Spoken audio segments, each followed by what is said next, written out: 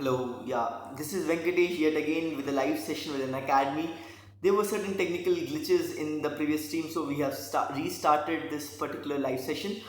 The agenda of this live session is to talk about the Rohingya refugee crisis, the Rohingya issue, and I'll try to bring about all the aspects of the issue and try to bring about how the UPSC or the various examinations can question on this.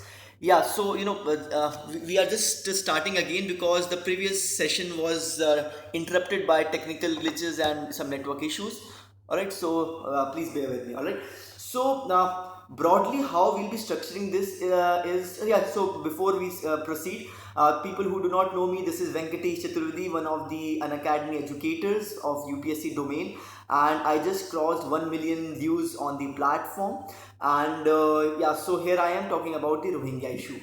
So how we are going to proceed is, firstly I'll try to bring about how why this particular issue is in news, followed by the fact that who are Rohingyas, what are the major events which we have to consider, what are the major events which we need to talk about, and finally what are the implications of the Rohingya issues to India. All right, so and we'll also be talking about the expected questions in the sense that what kind of questions can be asked in the UPSC examination. All right. So yeah, so let me continue from where I was there. So we'll be talking about why is the Rohingya issues in news, and who are Rohingyas exactly. We'll be talking about 2012 issue, that issue in 2012. Then what happened this year in on 25th August. And finally, we'll be also talking about the impact of Rohingyas on in India. All right, and majorly we'll be talking about how the UPSC can ask questions related to this particular issue, because that is also very important for examination point of view, especially the mains examination.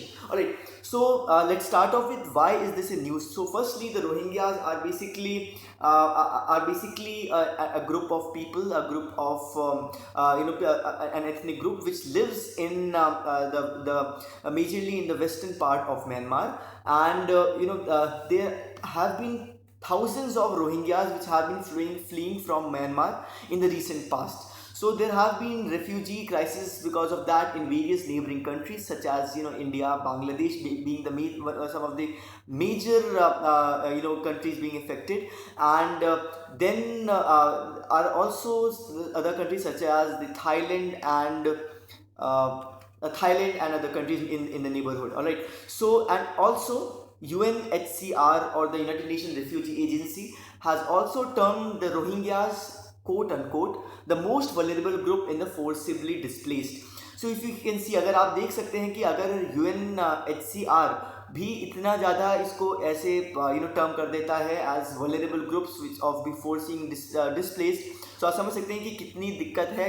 The magnitude of the problem they face is humongous.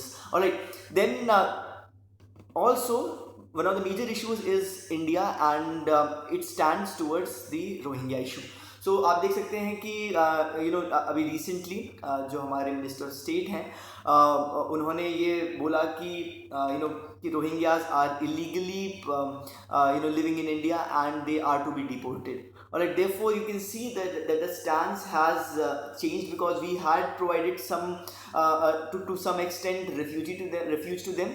So but that has started to change a little bit, and therefore there are two questions which have to be asked before we make any kind of an consideration for this issue, which is the two question of national security versus the humanitarian consideration.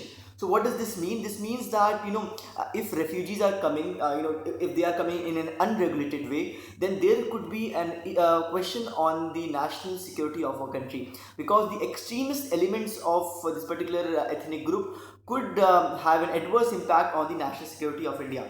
But simultaneously, we being a soft power, we being a diplomatic nation, we being a regional power which tries to get and aspires to get into the United Nations Security Council as a permanent member. So if that is what our stand is, Therefore, then we have to also consider the humanitarian considerations. All right. Therefore, these are the two important issues which are to be considered with regards to India and the Rohingyas issue. All right, and so this is why this particular issue is in news. All right. So, and in addition to that, there are 3 to 4 type of questions which can come in the UPSC examination with regards to this issue of current affairs. So the first is a very factual question which can come, which is about the fact that who are Rohingyas, what are their ethnic origin, and further it can be asked that what is the exact issue in the international domain about the Rohingyas, and how is that impacted India and Myanmar relations. So that kind of a factual yet a bit analytical type of question can always come. So इस type का analytical question हमेशा आ सकता है, which is a very straightforward question.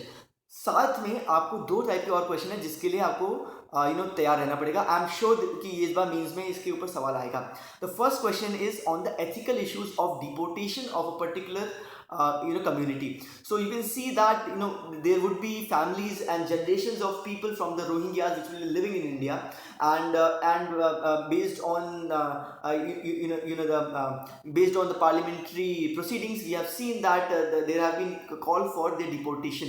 So an ethical question can come in the GS paper 4 with regards to that. So be prepared with all the aspects of the the ethical perspectives of deportation of the refugees. All right. Simultaneously, the third type of question which can be derived is about the history of Myanmar as such.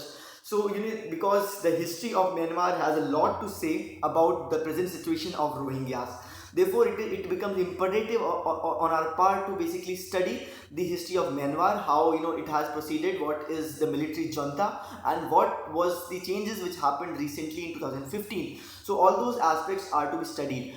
Therefore, for that, I would recommend you can watch my course on Unacademy website on the genesis of various international issues, which is there on my profile as well. The link to which you can find on the comment section, on the description below. Alright, so that particular course has one lesson on the history of Myanmar. It is a dedicated lesson. It is as crisp as 10 minutes, so you'll cover the whole Myanmar history in that lesson. Alright, so now let's come back to the question at hand about the Rohingyas. So what are the various questions which can be asked, which I'll try to answer. The first is, who are the Rohingyas? So they are essentially an ethnic group which is largely comprising of Muslims. So it is to be said they are not all Muslims, but they are largely Muslims, alright, who predominantly live in the western part of the Myanmar, in the province, a very important province by the name of Rakhine. Alright, so I beg your pardon if I am pronouncing it wrong, but the spelling goes that way. Alright. And in terms of the dialect that they speak a dialect of Bengali, and therefore they are discriminated against in Myanmar. The Buddhist population there does not consider the Rohingyas to be the original citizens of Myanmar, and therefore they consider them to be illegally settled in Myanmar. All right. So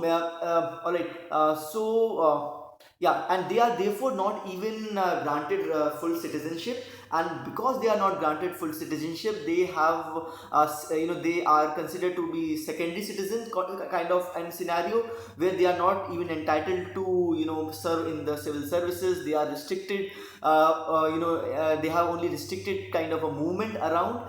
Alright, and the Myanmar government stand is that these people essentially Bengali Muslims who have migrated from Bangladesh and the neighboring region into Myanmar. So that is the stand, the official stand of Myanmar government. Alright.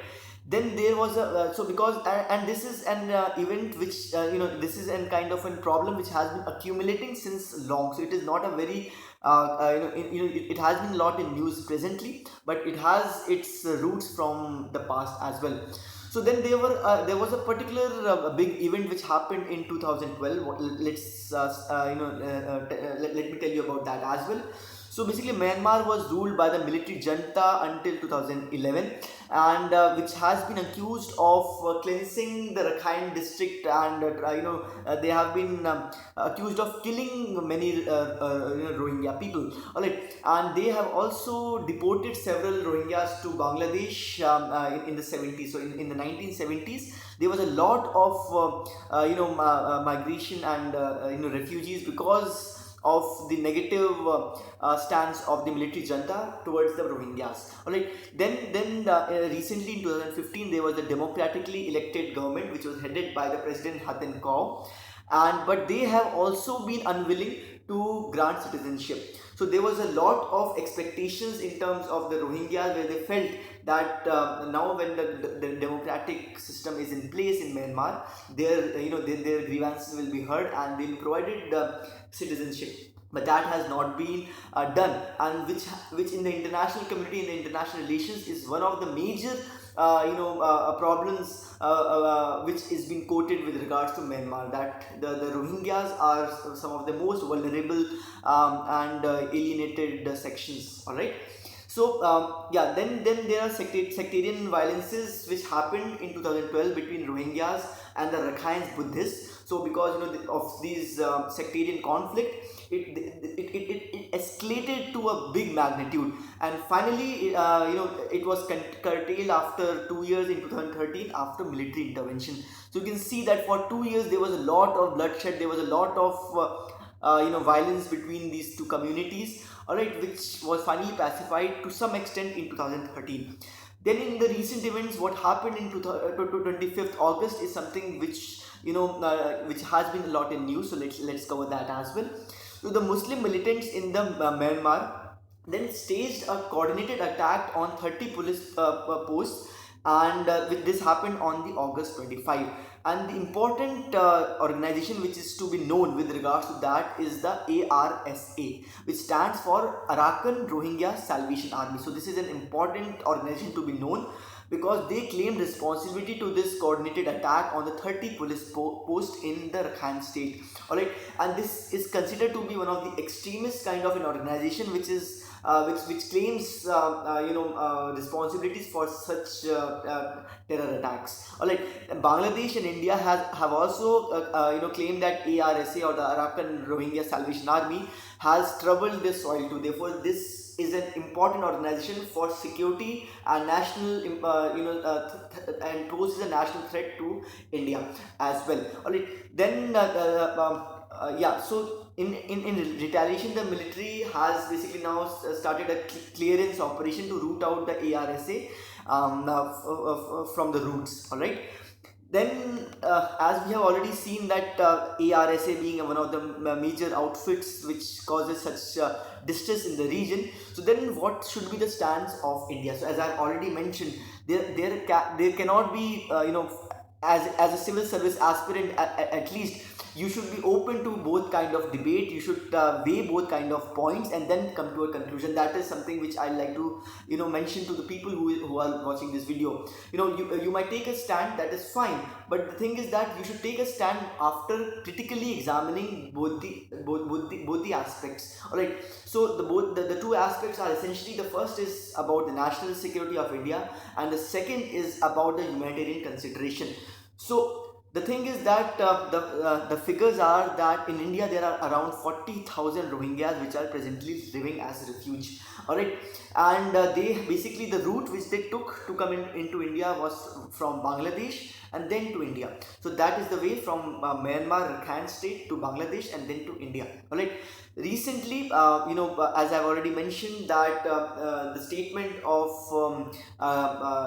the Minister of State of Home Affairs, that they are illegal immigrants and should be deported soon, created a lot of hue and cry among the opposition and several sections of the society. And there has also been an petition filed in the Supreme Court with regards to that. Alright, so the thing is that we have to weigh both the points. So at one instance we have the national security, because we have the organizations such as the ARSA, which claims the responsibility for such terror attacks, and those attacks can always come into India and affect the insurgency can be flared up in that region. So there always is an issue of terror attacks being a viable outcome of and accepting the Rohingyas into India. But simultaneously, the other part is about the humanitarian consideration, wherein because India has been has been a leader in providing refugee to various alienated sections of the world. We have people from Tibet coming over. We have people from Afghanistan which have been given refuge. So why not Rohingyas? Right? And we have already provided them, refugees. So why to stop now? So that is one consideration. Simultaneously, because we want to have, we are aspiring to have a permanent position in the United Nations Security Council. Therefore, such humanitarian consideration will always, put more weight on our stance there. So those considerations are also be taken into account before making any such decision. Alright, and in addition to that, the major issue is that because the population is Muslim in their religion, therefore with the communal tension, there could be a consideration with regards to that. So those aspects are to be taken into account as well. So then the reason stated, which I would like to mention, is that the reason stated for deportation to be considered a viable solution by the government of India is that besides being the burden on the limited resources, so the first is that they are considered to be a burden on the resources of our country. They also, secondly, as I mentioned, they pose a threat to the security of our country as well. Alright, so these are the broadly things which you should talk about in a question like this, where you have to evaluate the pros and cons or the viability of giving refuge to the Rohingyas. Alright, so that is largely what I had intended to talk about in this live session. I hope you are able to comprehend the kind of questions which can come in the examination, the kind of the kind of brainstorming which would be required. And therefore, if a question comes in this regard, you can always answer with a kind of a balance and yet conviction in your answer. All right. So always conclude. So that is something, because these are some of the very controversial subjects, and there could be the flip side, and basically there are two sides to this to the issue. Therefore, you cannot just write an answer which is biased towards one side, and therefore you have to keep a balance and yet come to a convincing conclusion based on whatever the analysis has been. All right. So thank you so much for tuning in, and see you next time whenever I take a live session. Bye bye.